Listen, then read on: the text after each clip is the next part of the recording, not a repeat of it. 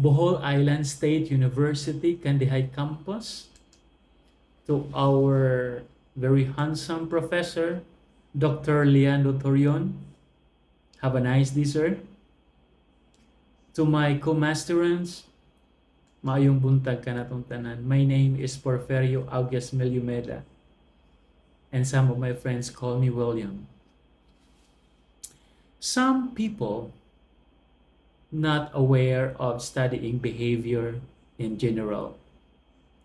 Our behaviors are constantly being affected and altered by conditioning. Conditioning is not just a scientific phenomenon that has discovered in the laboratories. Instead, it is the underlying cause of most of our behaviors and responses. Today, I'm gonna discuss about the classical conditioning. May allow me to start with a brief history and the classical conditioning theory of learning. Classical conditioning was discovered by Russian physiologist Ivan Pavlov as he studied the digestive system of dogs in the early 1900s. Pavlov's famous dog experiment demonstrating the classical conditioning theory of learning. Pavlov observed that his dogs would salivate every time he entered the room, whether or not he brought food, because the dog had associated in his entrance into the room with being fed. Pavlov then conducted a series of experiments using different sound-making objects to condition the dog's behavioral responses. After several repetitions, the dogs began salivating as soon as they heard the sound, even before they saw the food. Soon after, he started ringing the bell without giving them any food. Still, Pavlov's dog would continue to salivate at the sound without the sight of food. The sound of the bell had become associated with food, and the salivation response had become the learned response. The sound of the bell became a conditioned stimulus. These are the classical conditioning terminologies. First, unconditioned stimulus or US. Unconditioned stimulus is the stimulus or trigger that leads to an automatic response. Example, kana bitawng kanang cold weather, kanang tugnaw nga panahon, inya kanang tugnawon ka automatic nga kanang ay mubati ka katugnaw. Mao nay gitawag og unconditioned stimulus, kani mong pagbating tugnaw sa bugnong panahon. It produces the involuntary response, kanang imuhang pag murag maglimbaut ka. Mao na siya unconditioned stimulus. Next is neutral stimulus or NS. A neutral stimulus is a stimulus that doesn't initially trigger response on its own. Kanang example, kanang makabati kag hangin sa gawas, hintahin na sulod sa balay, makabati kag hangin sa gawas, unya kanang di ka maka-feel o kanang katugnaw kay imo ramang nabatian yaw man ka nag-feel o kanang katugnawon sa gawas, so it wouldn't necessarily trigger a response kay imo ramang nabatian pa man katugnawa, so that would make it a neutral stimulus. Next is conditioned stimulus or CS. Conditioned stimulus is a stimulus that has once neutral, didn't trigger a response, but now leads to a response. Sa una, murag wa pay response nimo, pero karon naa na kay response. Na condition na imong stimulus. Example, kana bitang sa una kanang di ka mahadlok og iro. Pero once nga napaaka na kag iro, nako pagkakaroon makakita ra kag iro, mudaga na ka diretso, mahadlok na ka tungod sa dihay kas ang napaakan ka. Karon maski di gud mamaak ang iro, mahadlok na kas iro. Kaya na feel nimo ang kahadlok sa iro sa katong napaakan ka. Mo ni gitawag og conditioned stimulus. Next, unconditioned response. Kani response na po ni siya, you are. Unconditioned response is an automatic response or a response that occurs without thoughts when a conditioned stimulus is present. So, example, kana bitang makabaho ka o lami nagutmon ka, makabaho ka o kana na ay niluto nga sudan, maski buwad na siya or kanang maski tortillas nga itrog na siya, maglaway ka. Mo na gitawag og unconditioned response, kan automatic nga mo na ay response imong lawas nga maglaway ka maski wa ka kita. Kay tungod na nga kanang murag mo na unconditioned response pa na natural na nato nga response sa ato ang kanang murag ato ang paglaway. Next is conditioned response or CR.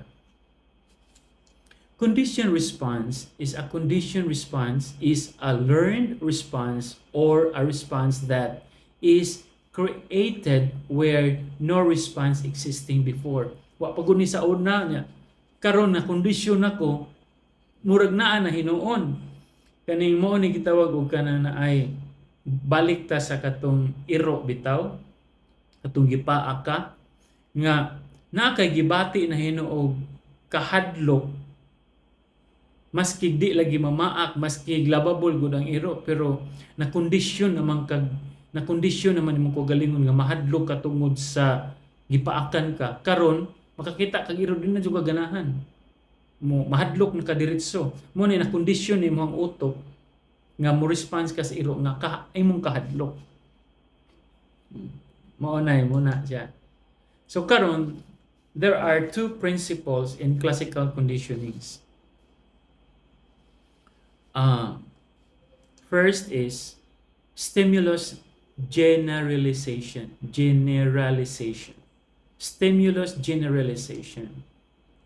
A tendency to respond to stimuli that are similar but not identical to a conditioned stimulus. Example, a tendency to response to response to a buzzer. Then the conditioned stimulus during training was a bell. So naakay response pero dili pareha sa katong na kondisyon na ka.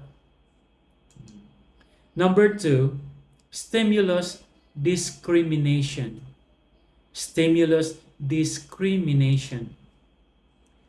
The learned ability to respond differently to various stimuli. Example, intahay ako, nag-response ko differently in various bells. Na ay alarm, lain ang response. Na kanang alam, mo mata na ko, nga na gintahay. Og school bell, na po kay response pero lahi na po ang imong kondisyon. Or kanang timer, lahi na po imong kondisyon sa imong response. Muna murag discrimination, lahi-lahi sila og response sa lahi-lahi nga butang, lahi-lahi nga sound. Okay, classical conditioning in humans. Phobia. Intense, unrealistic, irrational fear of a specific situation or object. Example, arachnophobia, yung fear of spiders. Next, conditioned emotional response. Learned emotional reaction to a previously neutral stimulus. Third, desensitization. Exposing phobic people gradually to fear stimuli while they stay calm and relaxed. So I have here 5 key principles. First, acquisition. Acquisition is the initial stage of learning when a response is first established and gradually strengthened. During the acquisition phase of classical conditioning, a neutral stimulus is repeatedly paired with unconditioned stimulus. Number 2, extension. Extension is when the occurrences of the conditioned response decrease or disappear. In classical conditioning, this happened when a conditioned stimulus is no longer paired with unconditioned stimulus. Third, spontaneous recovery. Sometimes a learned response can suddenly re-emerge even after a period of extension. This is called spontaneous recovery. Number 4 key principle, generalization. Stimulus generalization is the tendency for a conditioned stimulus to evoke similar responses after the response has been conditioned. For example, if a dog has been conditioned to salivate at the sound of a bell, the animal may also exhibit the same response to a sound that's similar to the bell. The last is discrimination. Discrimination is the ability to differentiate between a conditioned stimulus and other stimuli that have not been paired with unconditioned stimulus. I have here my personal experience of classical conditioning. This is a fear conditioning or fear response. My personal experiment or experience with my 8-month-old son named Cian William. Cian William initially shown no fear of any plastic toys. Kana bitong imong tagaan og toy siya maski unsa, mulab siya ganahan. Pero katong mga tuya kana wa pa siya sound. But after I gave him a kiling-kiling, you know the kiling-kiling shown in my slide, that picture, kana mo kiling-kiling na as a sound. The toy with kiling-kiling sound. Naunsa ba nga my son scared, mahadlok siya, even doesn't want, maskig ka na ay doesn't want to hold it or hear the sound. Di siya ganahan, mahadlok siya, murag mo nga na. So, muna akong kanan ay naka-relate ko this kanang akong report nga, naa siya fair response. Pareha atong dog bitaw nga, once nga napaakan siya, na siya fair response. Maski tagaan na nako siya og lain nga toy, di naman siya ganahan mo duwa, mahadlok naman siya maski wa tong sound. So, prior to the conditioning, the plastic toy was a neutral stimulus. The conditioned stimulus was the killing sound, and the unconditioned response was the fear response created by the killing noise, the killing sound. by repeated pairing the plastic toy with the unconditioned stimulus, the kilikilling sound now the conditioned stimulus and came to evoke the fear of response, now the conditioned response. So naana pug ko'y gihimo on process nga paano unsaon malove ug balik sa ako ang 8-month-old son ang mga toys nga iyang duwaan sa una with this sound. So nagplano ko nga naa siya favorite music nga ug naa siya favorite music murag na siya reaction nga malipay.